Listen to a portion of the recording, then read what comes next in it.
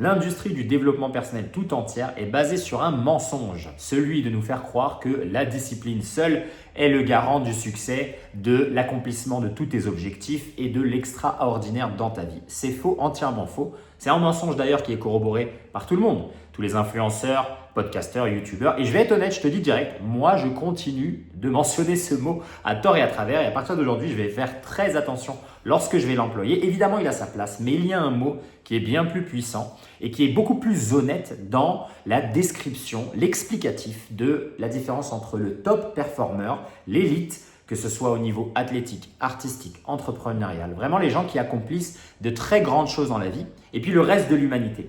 Et ce mot-là, c'est la dévotion. Dans cet épisode de podcast, je vais t'expliquer pourquoi c'est le meilleur carburant, comment la déclencher, comment toi, dès aujourd'hui, tu peux modifier, on va dire, ton approche vers l'obtention des objectifs, la création de ta réalité, et à quel moment, en vérité, utiliser la discipline, et pourquoi, surtout, c'est le plus important, c'est cette énergie dont tu as besoin pour rendre ta transformation, ta manifestation, le changement de ta réalité beaucoup plus facile, beaucoup plus fluide, sans aucune résistance. Bienvenue dans God Mode, ici Sensei Slim pour un nouvel épisode. Et avant qu'on lance l'épisode, plusieurs choses. Numéro 1, le micro ne fonctionne pas, donc je ne sais pas quelle va être la qualité sonore de cet épisode. J'enregistre sur mon iPhone 16 Pro Max avec le micro de l'iPhone et moi j'ai enlevé toute friction dans ma vie. Justement, j'utilise la dévotion.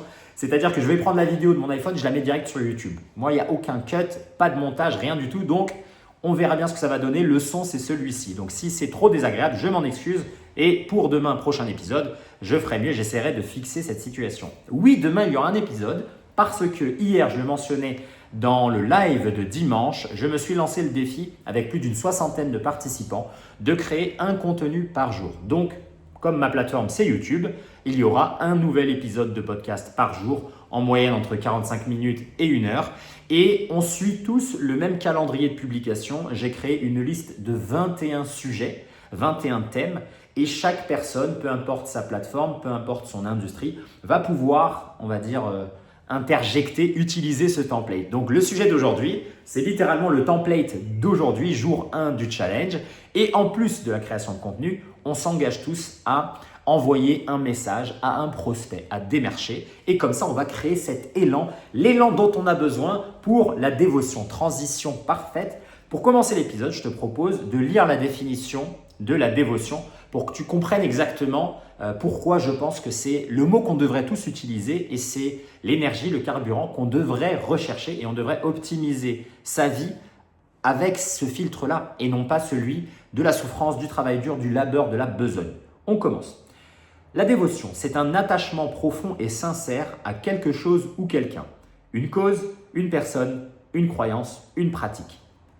Qui se manifeste par un engagement total, souvent empreint d'amour et de vénération. Les mots sont ultra importants. La dévotion vient de l'intérieur.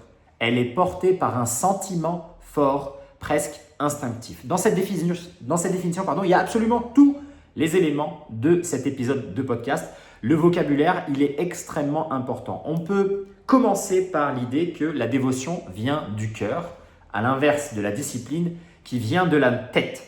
Comme tu l'as compris avec cette définition, il s'agit, tout comme ce que moi je partage régulièrement dans les vidéos, de commencer par le plan mental, l'interne, et qui va naturellement se déverser et se traduire dans le monde externe, le plan physique, celui des conséquences.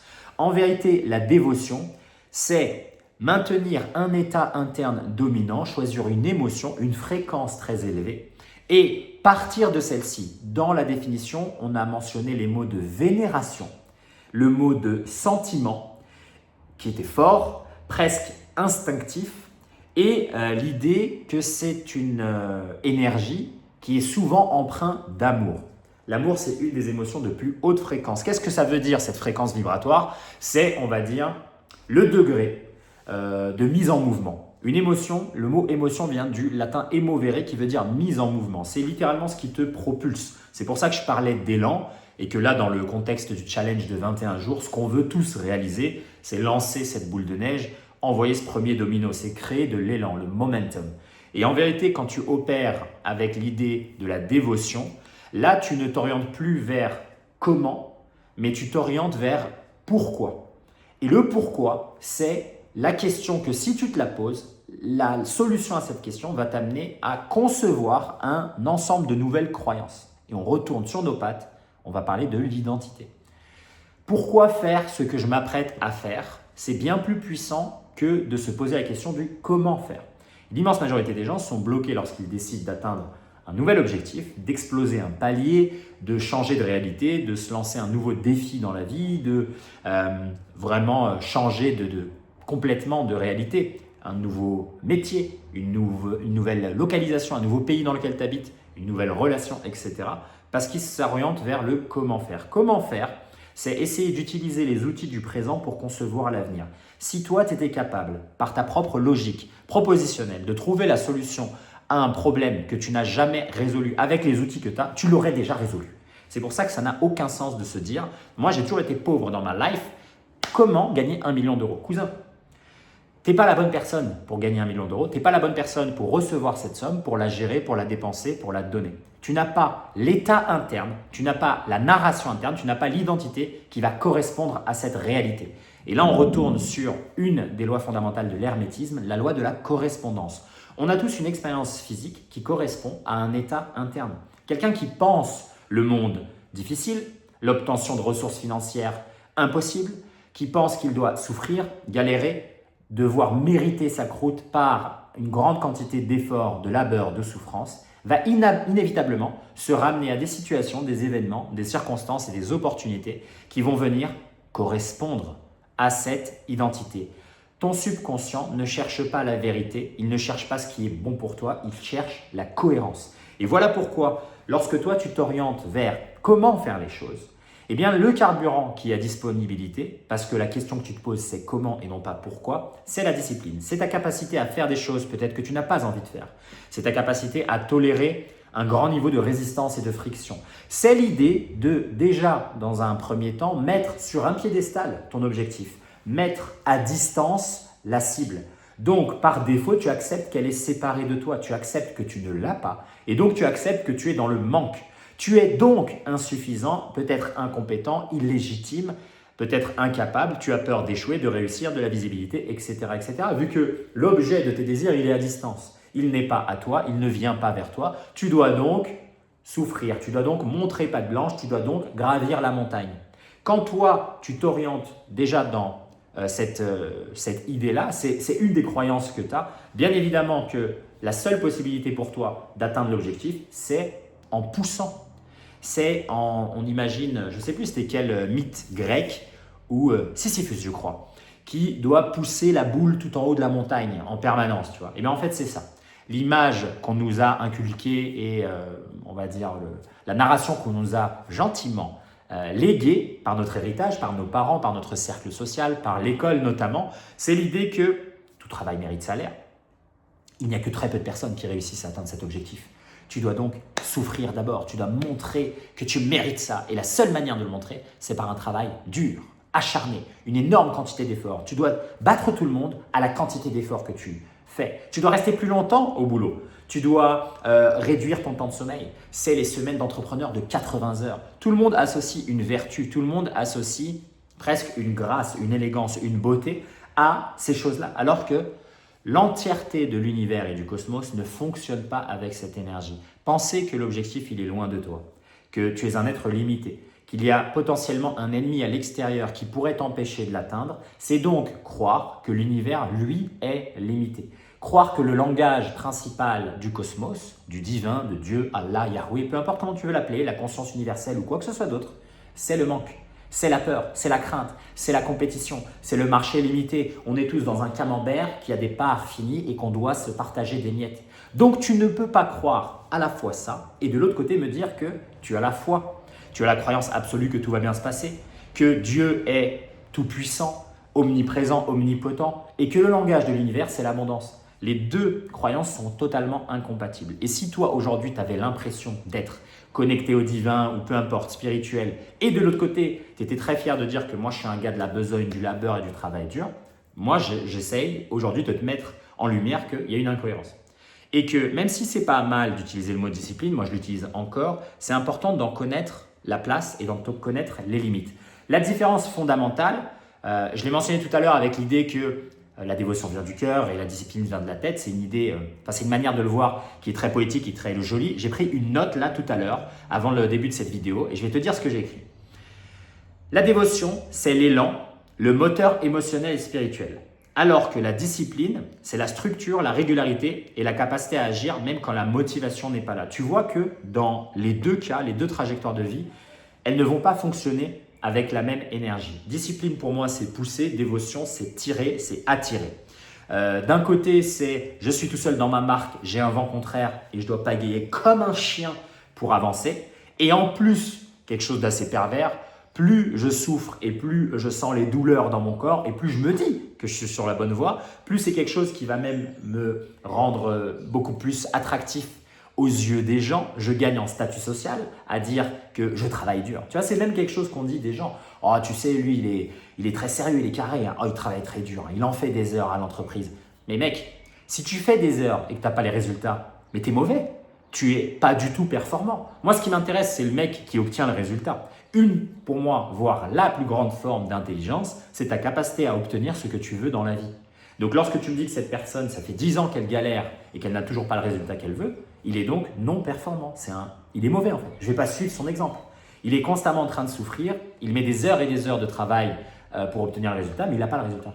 À l'inverse, quelqu'un qui l'a en un temps plus court, peut-être moins de souffrance, bien sûr qu'il a forcément une connaissance, une sagesse, une qualité, un attribut que l'autre mec n'a pas. Ce sont ces exemples qu'on devrait regarder. Et c'est pour ça que quand tu es beaucoup plus attaché à la carotte qu'au bâton, quand tu regardes constamment la cible et que tu es obsédé par le résultat final et non pas la manière de l'obtenir, tu es obsédé par pourquoi le faire au lieu de comment le faire, eh bien inévitablement tu t'amènes à comprendre que la différence entre la version de moi qui a le résultat et celle qui n'a pas, c'est un ensemble de croyances. Je ne suis pas la bonne personne. Ce n'est pas une histoire d'action et une histoire de résultat, c'est une histoire d'identité. Moi, contre lui, lui va me battre parce qu'il pense le monde différemment. Il a une perception de l'environnement qui est radicalement différente de la mienne. Il analyse les choses d'une autre manière. Il fait une association d'idées différentes. Et surtout, comme on l'a vu dans la définition de la dévotion, il a un état interne dominant qui n'est pas le mien. Moi, peut-être que j'opère beaucoup plus depuis la peur, la crainte, l'incertitude, le manque de confiance en moi. Là où lui, il a une foi qui est aveugle. Elle est absolue. Pour lui, le résultat, il est inévitable.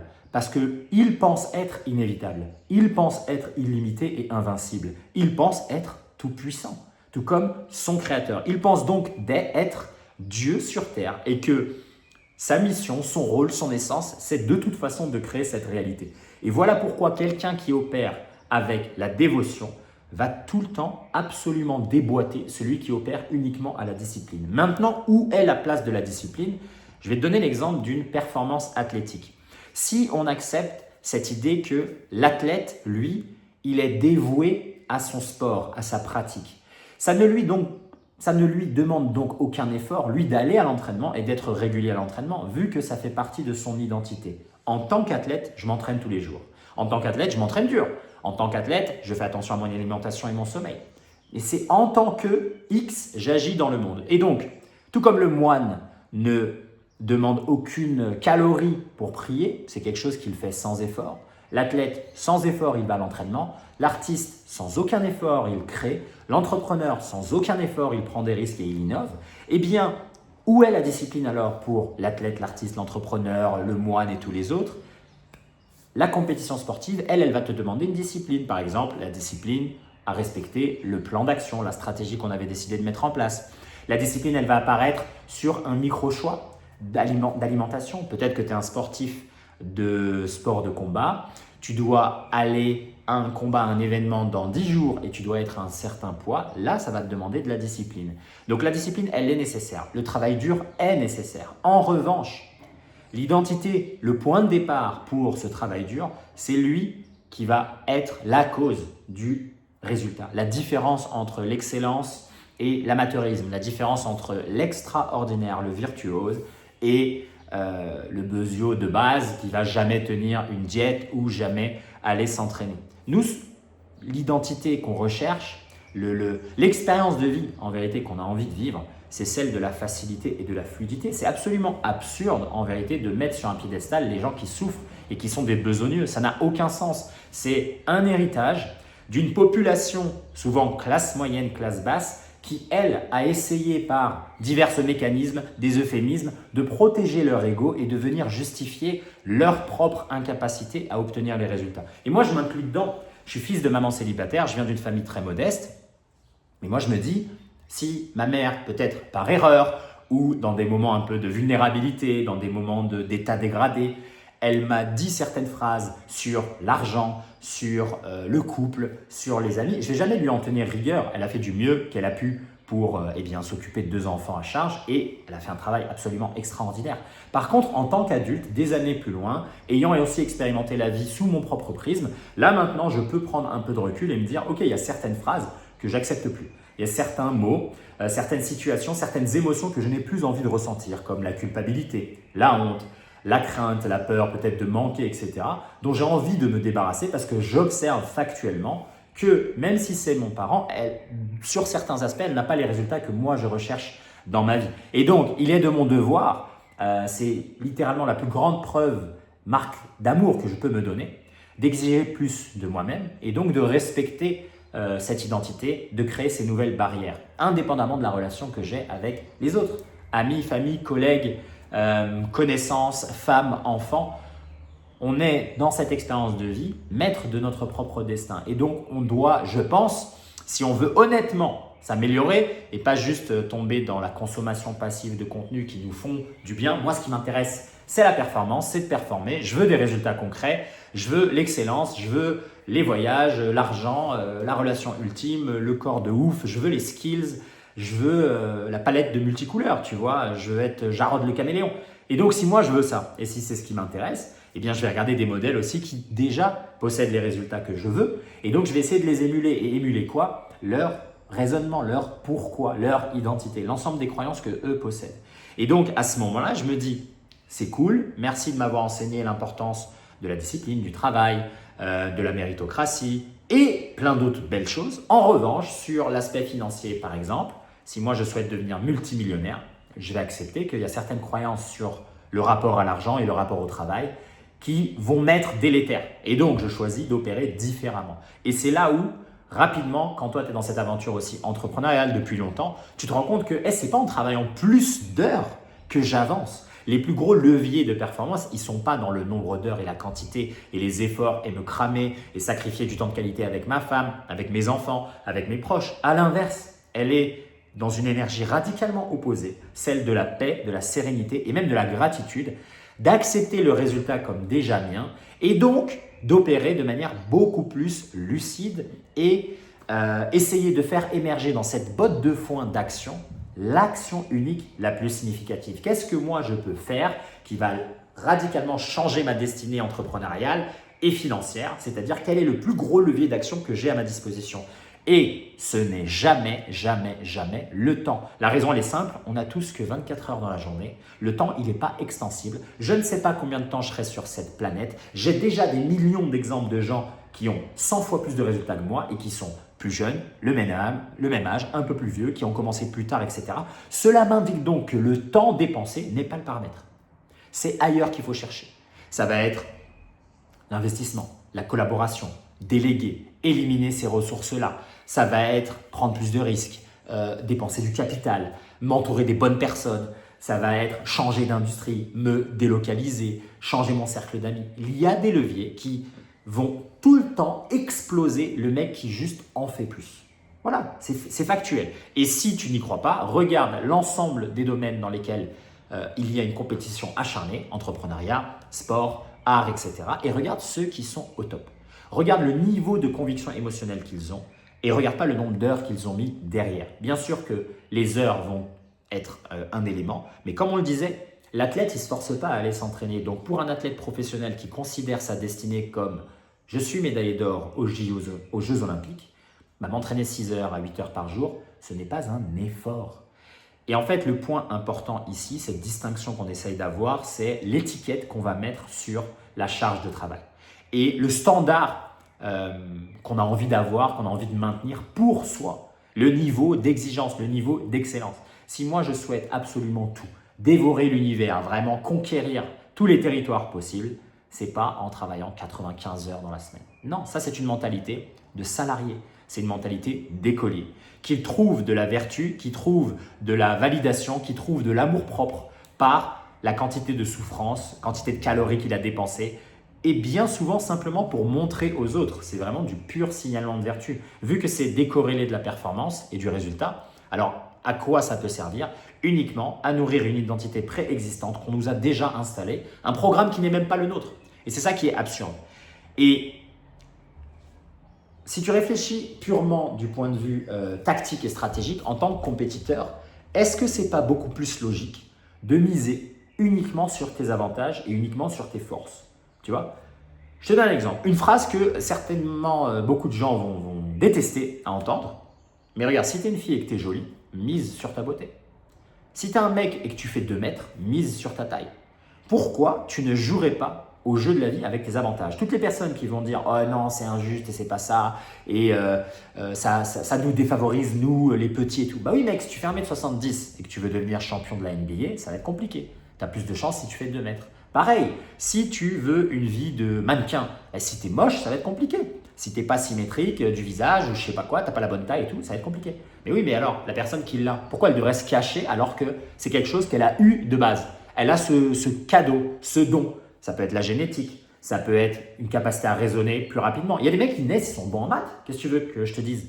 Bien sûr que le mec, il va toucher un ordinateur, il va créer des apps, il va être millionnaire à 22 ans. Mais qu'est-ce que tu veux, tu vois? Le fait que toi, tu aies pris d'autres décisions basées sur d'autres croyances, le fait que tu n'aies pas avant tout cherché quels étaient tes avantages à toi et que tu n'aies pas eu le courage de les mettre en avant, en quoi c'est la responsabilité de celui qui, lui, a décidé de jouer sur ses avantages? C'est un peu c'est le bouquin là de Machiavel qui disait « Dans un monde où tout le monde triche, celui qui veut jouer fair play, c'est lui qui est l'abruti. » Et c'est vrai, dans une quête du pouvoir, là, dans ce contexte-là, ça n'a aucun sens de jouer fair play.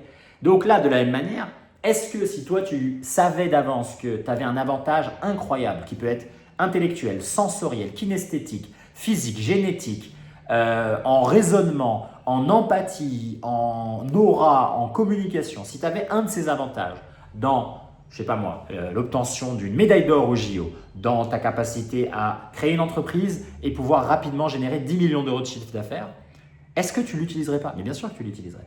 Bien sûr, c'est totalement logique et c'est totalement sain. Chaque créature, être vivant, tout ce qui nous entoure dans le cosmos cherche quoi? À croître, à se développer, à s'étendre. Si tu lui laisses la place, il va le faire partout.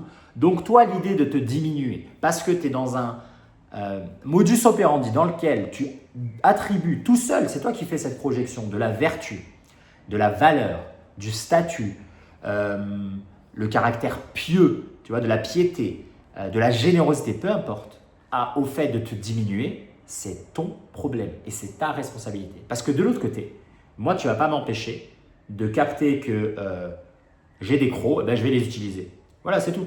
De capter que j'ai une capacité à être très très bon à la guitare, mais je vais devenir guitariste professionnel et ça va me prendre 1 an, là où toi, ça t'a pris 8 ans d'apprendre à la guitare. Ben oui, en fait.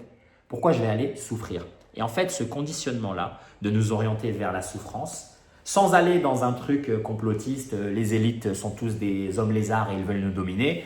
Mais si tu regardes en vérité le fonctionnement de l'école, c'est ça. Ça nous conditionne à ne pas réfléchir par nous-mêmes, à ne pas être autonome, à ne pas développer une pensée critique, mais à obéir et à être docile. Et donc une manière en fait de créer des gens dociles, obéissants, presque simplets, c'est de leur faire croire et leur faire accepter que c'est sain, que c'est bon, que c'est vertueux de beaucoup travailler. Et comme ça, ils ne vont jamais se plaindre quand il y a des heures sup. Ils ne vont jamais se plaindre de passer 40 à 50 ans de leur existence sur Terre qui n'est pas garantie à donner en France 48 semaines de leur temps de vie à quelqu'un d'autre. 5 jours par semaine, 8 heures par jour, voire 10 heures, à ne pas voir leurs enfants, pas passer de temps avec leurs femmes, pas vivre de leurs rêves, pas développer les compétences qu'ils veulent.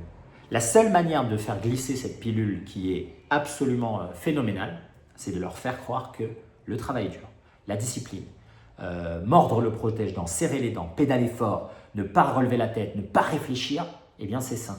Donc tu crées un système, scolaire notamment, tu mets en avant des personnalités, tu proposes un discours et une narration dans tous les films et toute la pop culture qui va toujours récompenser l'effort individuel, dur, long, laborieux.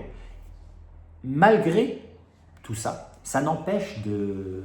C'est pas négatif d'admirer les gens qui font preuve de ténacité, de courage, etc. Bien sûr que c'est fabuleux et on en a besoin. Mais comme je le disais au tout début, à certains moments, ponctuellement et dans le bon contexte, il faut que ça puisse toujours servir le pourquoi. Lorsque toi, tu es extrêmement discipliné à faire un truc qui te dessert, à quoi littéralement ça peut t'amener dans 10 ans, dans 15 ans, dans 20 ans, si ce n'est à un burn-out, à une fatigue chronique, à un stress chronique, à des dépressions, à un isolement, à sacrifier des choses bien plus importantes que la quantité d'heures de travail que tu as passé au boulot. Enfin, je veux dire, demain, tu meurs, mec. Tu as passé 40 heures par semaine dans une entreprise. Si jamais tu l'aimes pas, tous ceux qui sont salariés et qui adoraient votre boulot, bravo à vous. Moi, quand je parle de ça, j'imagine toujours le clicodrome sans aucun sens à la Défense. Tu vois, le mec qui fait 4 heures de RER pour ça. Mec, si tu as ta petite boutique de surf et que tu bosses dedans, si tu es pompier, infirmier, docteur et tout, mais hey, abondance, mec, c'est magnifique, d'accord? Donc, commencez pas à commenter pour rien. On sait très bien de quel type de salariat on parle lorsqu'on a un peu ces critiques-là. C'est évidemment celui qui est dénué de sens et qui va te faire sacrifier des choses bien plus précieuses comme le temps avec tes enfants en bas âge. Je veux dire, quand tu es une maman et que tu n'as que 3 mois après l'accouchement et qu'ensuite tu dois retourner au boulot et quand tu es papa, tu as à peine 28 jours et il y a quelques années, il y a à peine 10 jours, je veux dire, ça n'a pas de sens, d'accord? Ce n'est pas significatif dans ta vie, sachant que ce moment de vie avec ton bébé, lui, il est unique. C'est peut-être le seul enfant que tu as.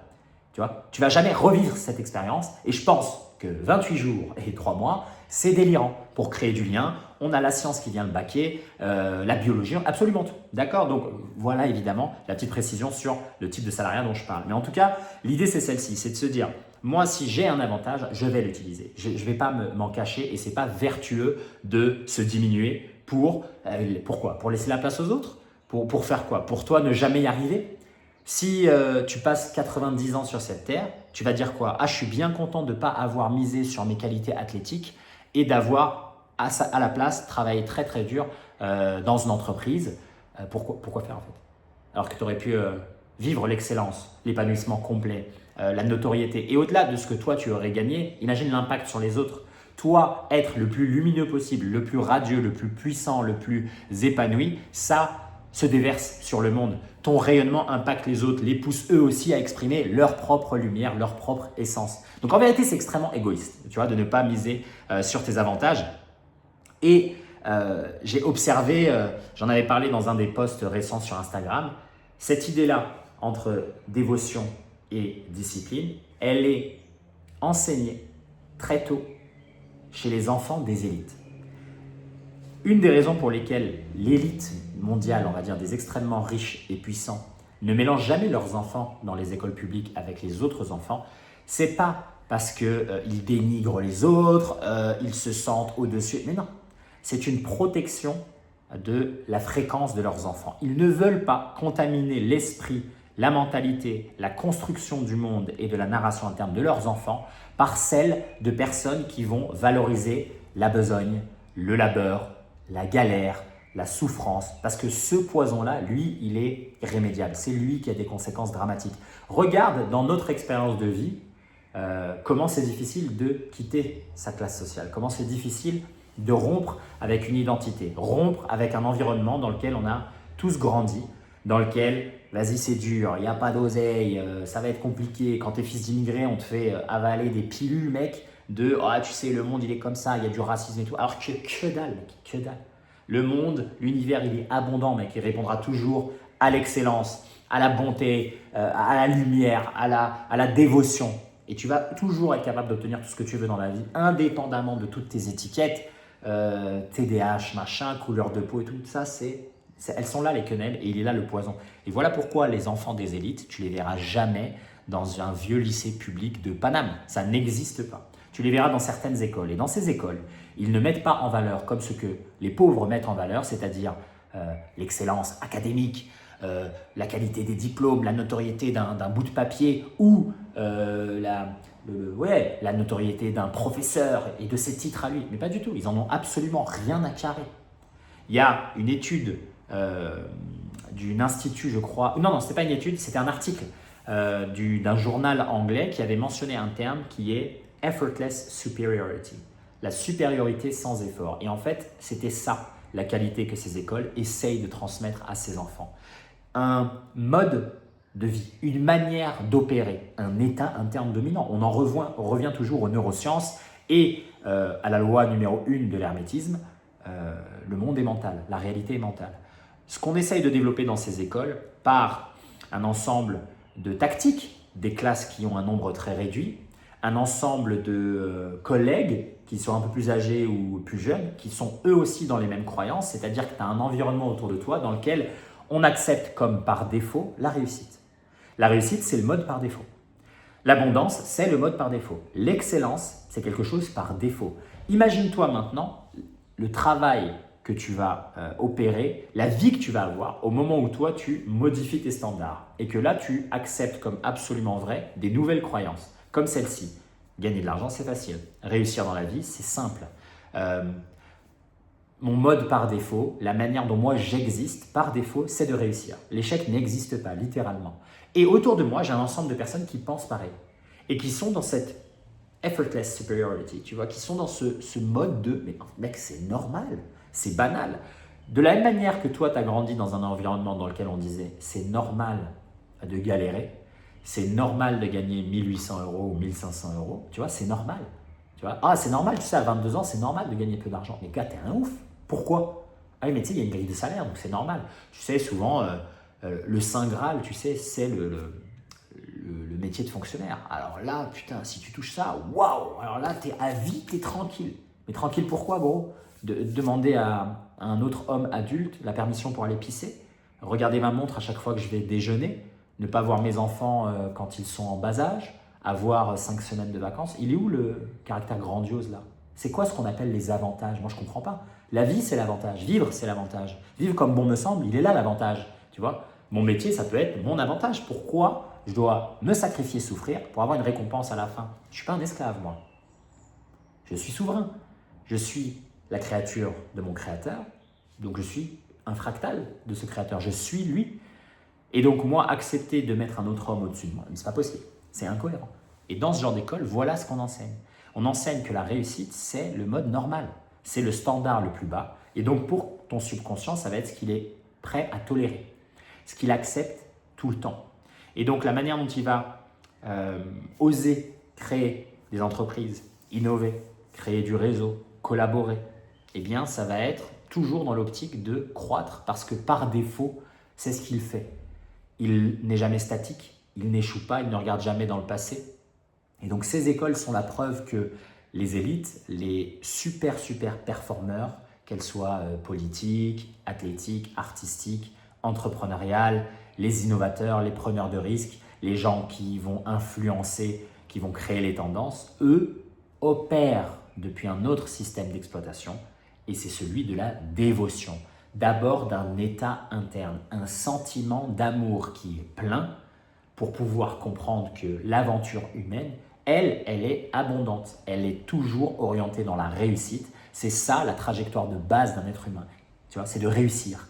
Et donc ensuite, moi si je sais ça et j'accepte ça depuis l'enfance, mon adolescence est radicalement différente, le groupe d'amis avec lequel je traite est différent, les sujets qu'on aborde avec ces groupes d'amis ne sont pas les mêmes. À 20 ans dans ce genre d'école, tu ne parles pas de bédave, de foot, de politique, de soirée, mais non, tu ne parles pas de ça. Tu parles d'investissement, tu parles de construire l'avenir, tu parles de s'associer pour faire une start-up, tu parles d'innover dans une industrie comme le fashion, etc.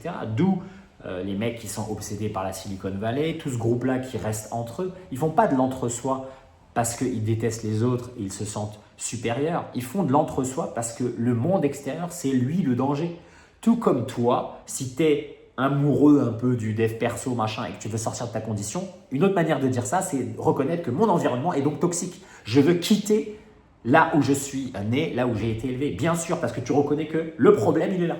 Tu vois, c'est que cet environnement m'a rentré dans le crâne, bourré dans le crâne certaines croyances, que là maintenant, moi, j'ai beaucoup de mal à me défaire, tu vois, à me dépêtrer, à retirer, à supprimer.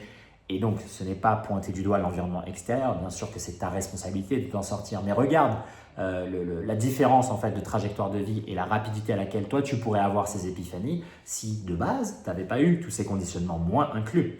Si de base on t'avait dit que voyager c'était sain, si de base on t'avait dit que parler plusieurs langues c'est l'état par défaut, tu vois, si de base on t'avait dit que tu pouvais, que l'argent il était infini et qu'on en imprime tous les jours et que c'est une ressource qui répond à ton état interne. Lorsque toi, tu es dans cette abondance, l'argent, il vient, c'est l'énergie qui circule et donc tu ne le perds jamais. Tu l'investis, tu le démultiplies et que c'est un amplificateur. Il ne va jamais corrompre, il est toujours sain, il est positif et il te permet de littéralement corriger 95% des problèmes de cette expérience physique et en plus après d'impacter positivement le monde. Tu vois. Imagine si tu avais cette croyance sur l'argent. Comment ta vie elle serait aujourd'hui? De la même manière, imagine si tu avais d'autres croyances sur la santé en disant que mec, c'est le strict minimum d'être un athlétique, de comprendre que le corps, c'est l'esprit et donc nourrir le corps, le monter en compétences, en performance, avoir des bons niveaux de force, de mobilité, avoir un système digestif sain, c'est la clé pour ta longévité, pour ta fertilité, pour donc attirer un meilleur partenaire, pour donc être capable de lancer différentes entreprises, être capable de tolérer les stresseurs, etc. qui vont venir, pouvoir résister à différents moments de vie par lesquels on va tous passer, les deuils, les maladies, etc. Voilà, t'imagines si ton concept du corps c'était ça et pas celui de it's a trash can, tu vois, c'est une poubelle et vas-y, c'est pas important et je bédave, fast food, etc.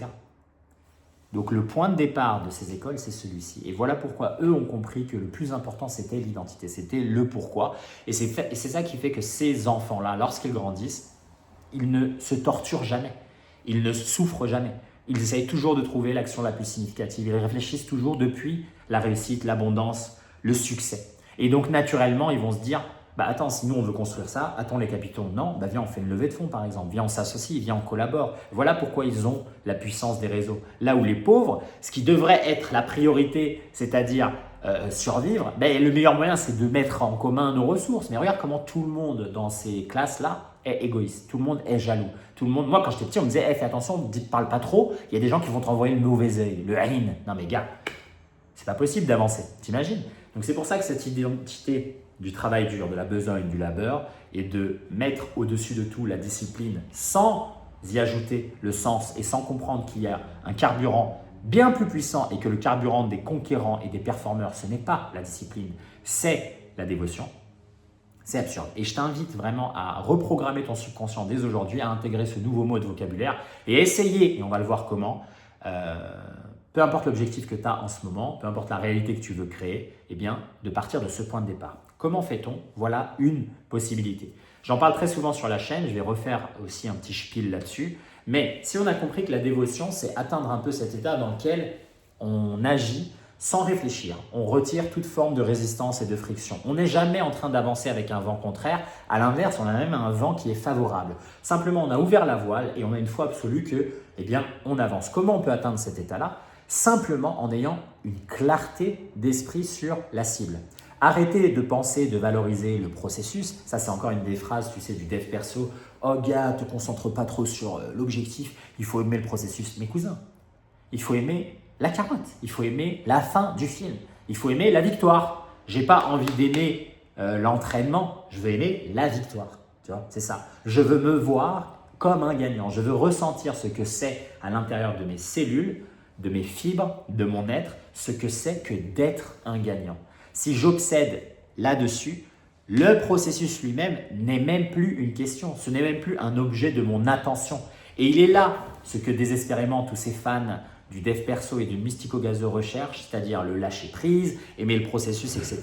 Ils ne comprennent pas que les gens de qui ils entendent ça sont des performeurs, sont des gens qui sont dans l'excellence et l'extraordinaire. Et eux, de leur perspective, de leur paire de lunettes, de leur point de vue, lâcher prise, c'est simplement avoir une foi absolue. C'est pas ne pas travailler, c'est pas ne pas s'intéresser aux résultats. Non, c'est que tu es tellement dans le résultat, tu l'as déjà accepté, intégré comme vrai, que d'un coup, il disparaît. Ce n'est pas quelque chose que tu vas pourchasser, c'est quelque chose que tu attires à toi, vu que c'est qui tu es. Tu as l'identité qui est cohérente avec le résultat désiré. Et voilà pourquoi il n'y a plus de notion de pourchasser quoi que ce soit. Voilà pourquoi ces mecs-là, quand tu les entends en interview, ils disent des phrases d'une légèreté en plus totale. Ils disent « ouais, il faut juste rester discipliné, Quand tu travailles dur, ça arrive toujours. Mais parce que de leur point de vue, eux, quand ils se lèvent le matin, les pensées qu'ils ont, elles ne sont jamais sur un discours, par exemple, négatif, compulsif. Ils ne doutent pas. Ils ne se posent pas de questions. Est-ce que ça va marcher? Est-ce que je suis la bonne personne? Dans le cas où ça arrive, bien évidemment, ils sont humains. Ils recyclent ça extrêmement rapidement. Et donc, ils passent le plus clair de leur temps dans cet état de supériorité sans effort, d'aisance, de gratitude. Ils ont déjà le résultat désiré, donc ils n'ont pas de crainte. Ils avancent avec la foi. C'est pour ça que le mot de dévotion, on le retrouve chez la femme dévouée à son mari, chez le soldat dévoué à sa patrie. C'est ça. C'est presque un abandon total. Il y avait un des mots que moi j'ai adoré lorsque je faisais de la boxe, tu vois, que j'avais appris ça moi au Japon avec le style de boxe japonais, donc qui est extrêmement technique et fin et précis. C'était celui de déverser son âme, voilà, pour le dire vulgairement. C'est de prendre l'essence de ton être et de la mettre dans la boxe. Maintenant, la boxe, c'est toi. Tu n'en fais pas, tu es la boxe. Okay, donc, encore une fois, tout ça, c'est des métaphores. Mais ça veut dire que maintenant, cet objet-là n'est plus un sport que tu pratiques et tu essayes d'être meilleur, comme à l'école, d'avoir des notes, de rechercher une validation, d'avoir un coach qui te dit quand c'est bon et quand c'est moins bon. Non, c'est une essence. C'est qui tu es. Tu es cet attribut. Tu es un boxeur. Donc, en tant que boxeur, tu boxes tout simplement. Tu n'en fais pas, tu n'y joues pas, tu boxes. Tu vois, c'est, pour reprendre les mots de Bruce Lee que moi j'adore mentionner, c'est « I don't hit, it hits ». Donc, il dit « je ne frappe pas, ça frappe tout seul ». Et pour moi, c'est ça la dévotion, c'est ça le mode opératoire et le système d'exploitation des high performers et la manière dont toi tu peux l'intégrer dans ta vie. Si ton objectif c'est par exemple une carrière entrepreneuriale et que tu quittes le salariat, si c'est manifester l'amour, si c'est atteindre des résultats avec une transformation physique, c'est toujours de partir de la fin du film et d'accepter cet état-là final comme un état qui est déjà tien. En vérité, tu peux considérer l'expérience de vie humaine que tu as aujourd'hui comme le souvenir. Tu es en train de vivre le souvenir de la version de toi que tu vas devenir, qui est en train de se remémorer ce que c'était avant. Voilà, c'est tout. On est littéralement, tu sais, dans la phase du film et de la série télé qui est Origin Story, tu vois. Tu es littéralement dans ton Origin Story. Tu vas inévitablement devenir Batman, t'inquiète pas. Mais là, aujourd'hui, tu es Bruce Wayne. Là, tu es en train de t'entraîner avec la Ligue des Ombres, tu vois. Eh bien, profite. Mais comme tu sais d'avance que tu es Batman, c'est bon, gars. Tu n'as pas à t'inquiéter. Donc, rien n'est catastrophique.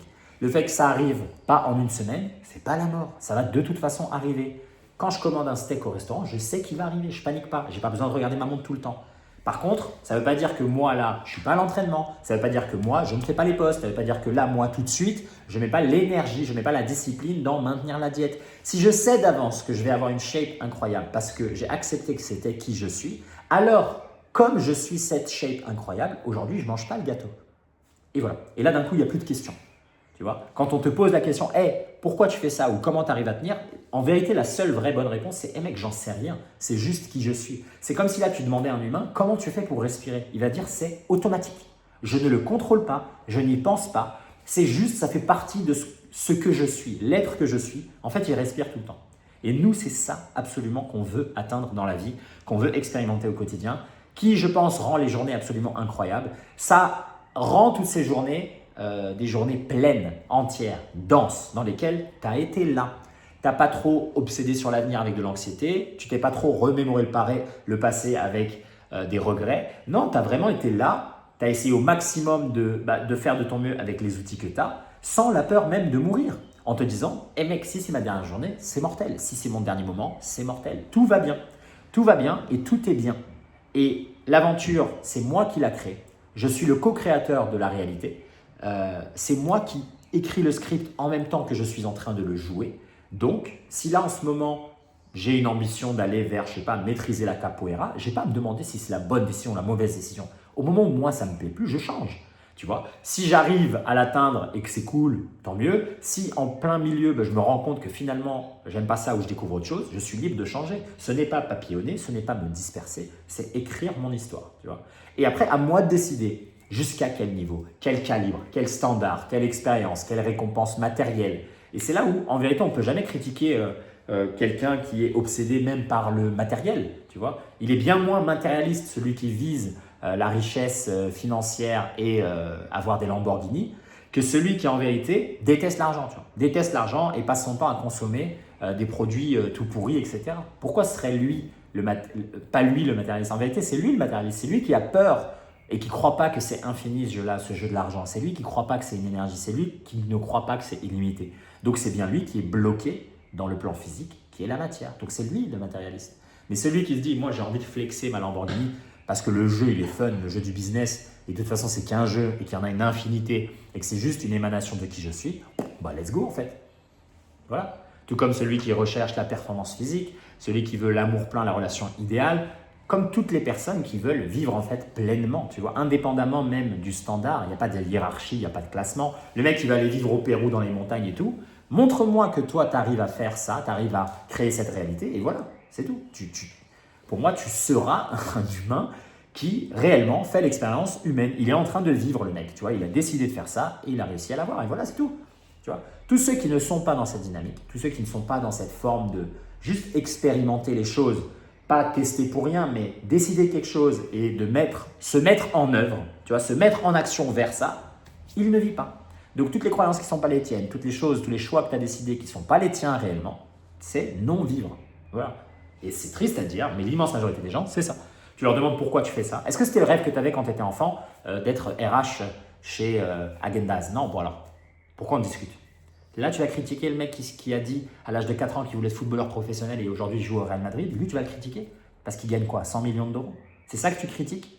Lui, en tout cas, il s'est dit, moi, je veux ça et je l'ai eu. Et quand il se dira, moi, je veux autre chose, il aura autre chose. Enfin, je veux dire, qui est le plus déconnecté de la vie?